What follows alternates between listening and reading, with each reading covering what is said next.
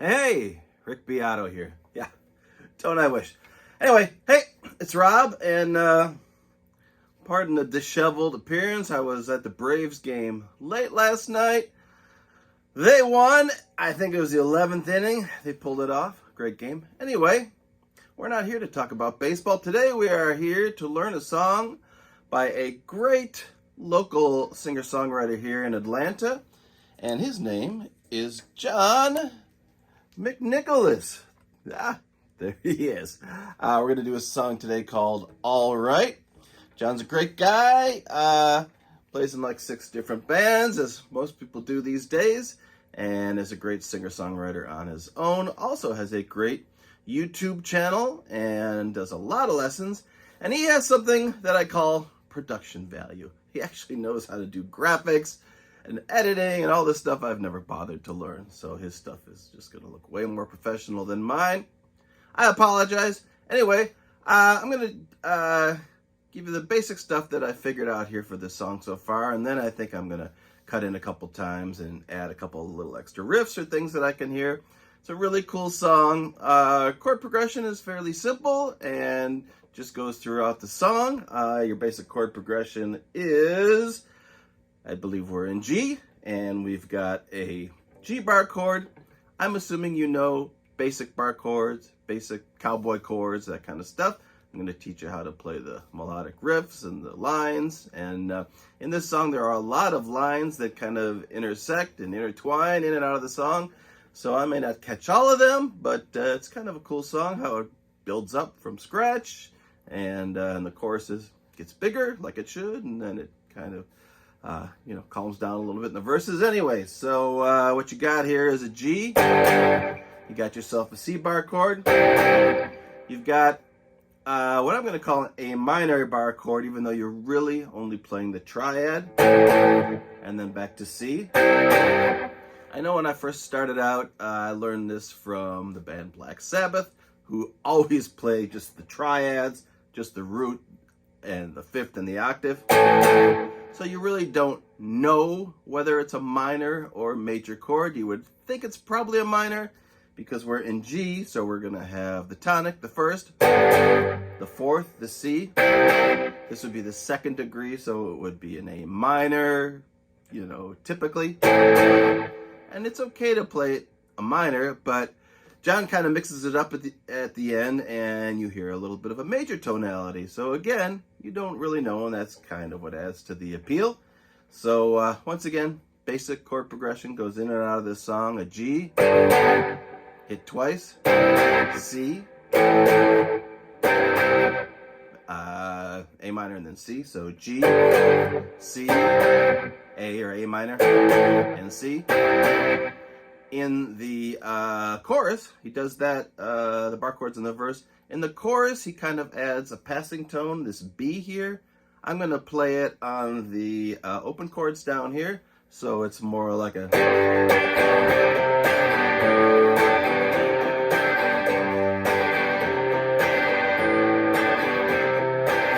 It'll be interesting to see how he actually played it, but that's how I'm hearing it. So I play my G with the added D note there, the third finger. You can or cannot, up to you, but here's how I play my G.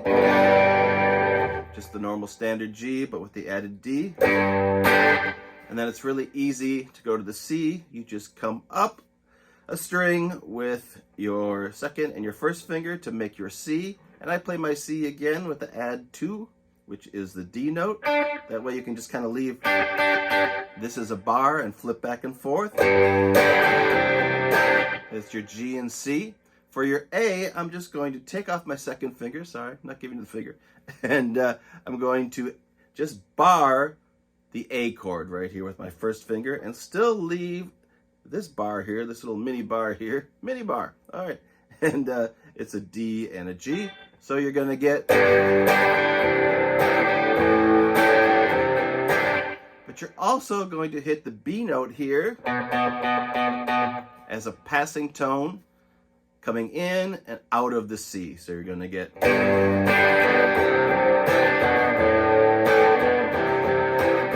So the melody is kind of like...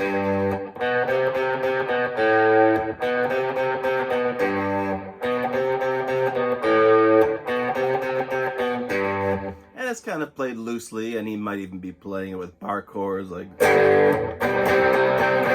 Maybe doing that, but a little easier to play it down here. I don't have huge hands, so it's easier for me to play these open chords.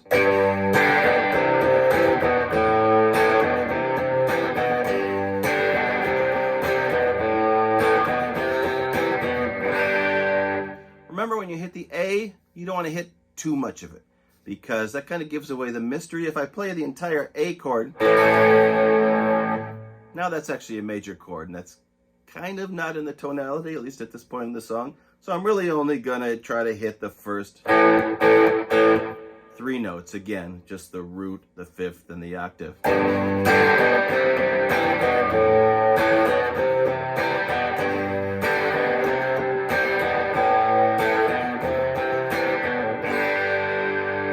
And then of course back in the verse you've got the G, C, A, and C.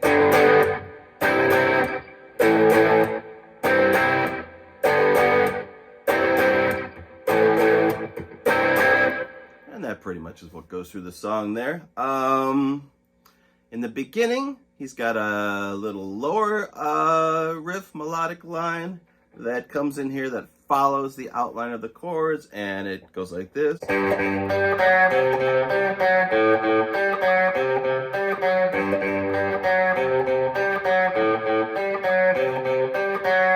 There we go, kind of a repeating melody that moves along with the G, C, A, and C. So you got your low G, and then the octave on the 4th string, 5th fret, and then go down to the F sharp with your second finger. That's your melodic line there, and then we're gonna just follow along with the chord. So G, C, at the end of every line you're gonna have that same melody. If I can play it. I have an easier time playing it with my pinky. Like I said, my hands aren't big, and sometimes I want to go to... However you got to get it done, you know. Probably the accepted way would be to play with your first 3 fingers, which I will try. But hey, if you can't do it, you can always go to that pinky. C. For the A, I'm just going to hit the open A with that melody.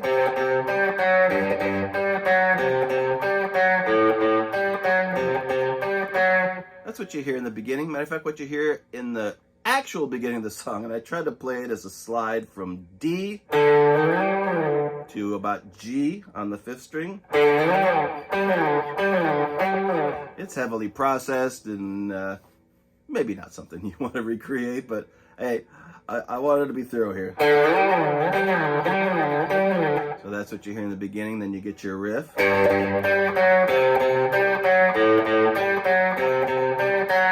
He also has a, if we're doing 1, 2, 3, 4, he has a quarter note going on this note here, the G.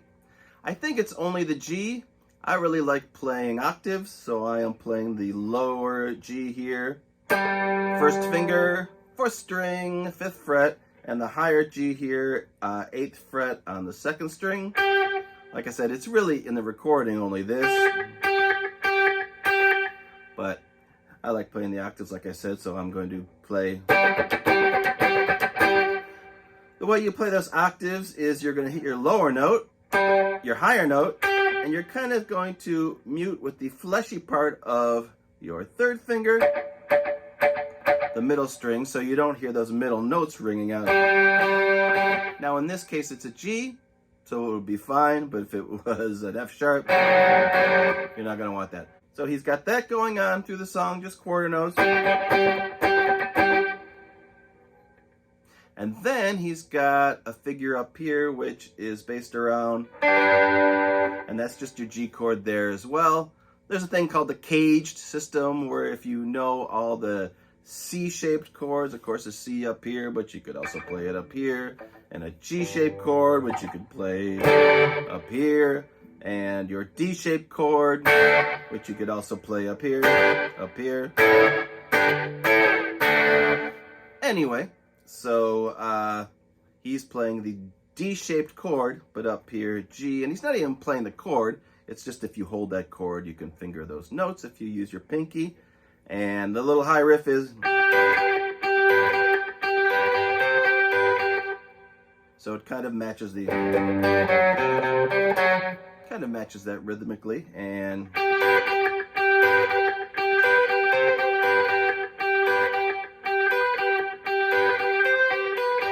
so what you're doing is, I am holding, like I said, the whole chord. I'm not playing the note that's on my first, under my first finger, but I'm playing the 8th fret here, which is a G, with my third finger, 8th fret, 2nd string, G, and then I'm going back and forth to the B on the high E string, your first string. So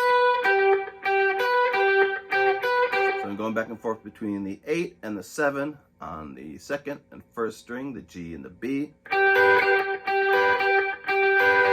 And then I'm laying down my pinky here to give you the C.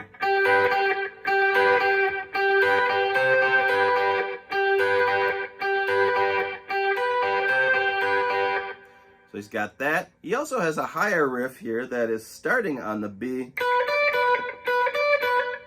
And I'm going to do a stretch so I can get it.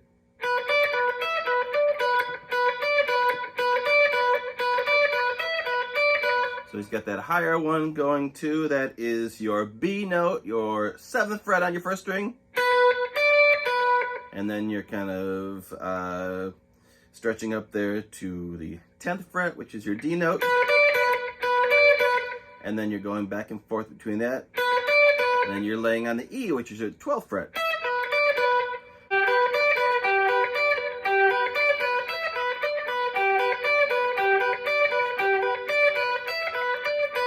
Okay, he's got another line here as you're coming out of the A chord, and it goes.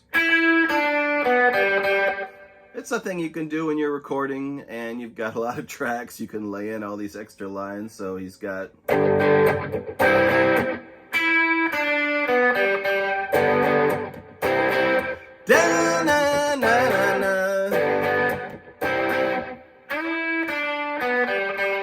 That is your 5th fret, 2nd string, your E note, going down to your D, which is your 3rd fret, 2nd string. He's hitting the B right here, which is the 4th fret of the 3rd string, and then the open G.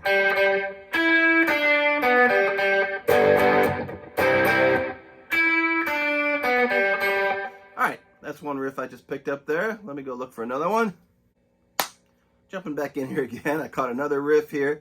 I'm going to play it with the same octaves. It doesn't have to be the octave. You could just play the higher notes on this. But he's also got a little riff about halfway through. It looks like about a minute and a half into the song.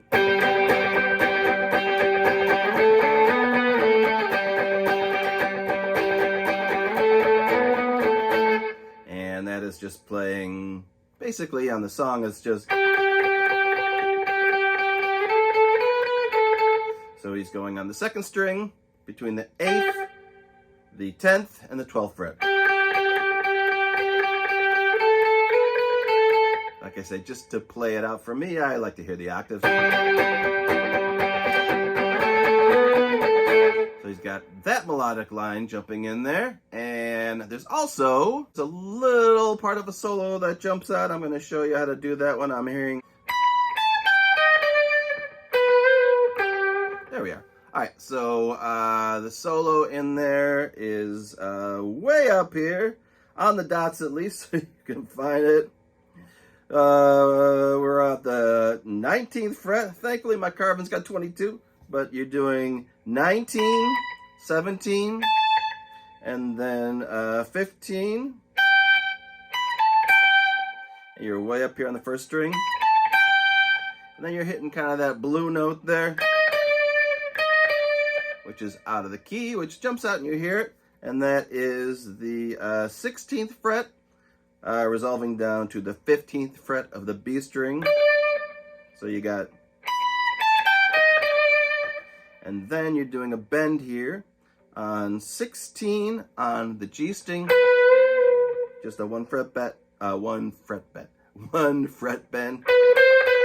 So you're reaching for that note, but you're bending. Remember to hold down your third finger long enough so you hear it resolve back to that note. And then hitting the G, the octave note on the G string, the third string at the 12th fret. So you got...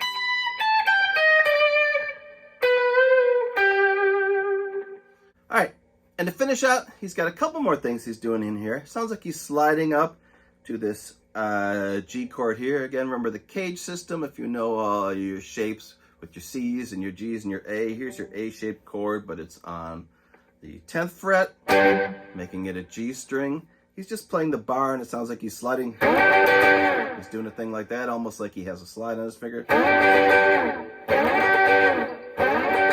Maybe you want to slide up from 7th fret.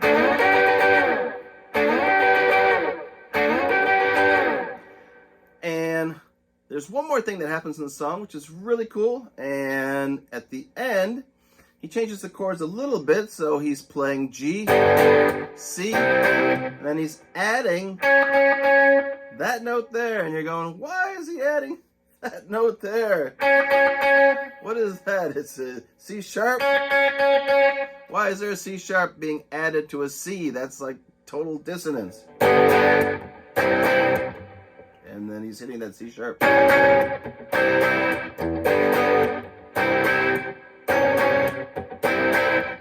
The reason he's doing that is because he knows what an appoggiatura is. And that's a fancy word I learned at Berkeley. I got my money's worth. I learned what an appoggiatura is. That's when you add a chord tone to a chord that we have previously not been hearing that tone on. It's basically when you play a major chord when you're used to hearing the minor tonality. So we're used to hearing minor. And instead we're hearing almost major. So if he was playing a major A chord, you'd have that C sharp note in there. He is suggesting it by not switching to it, by adding the C sharp chord over the C.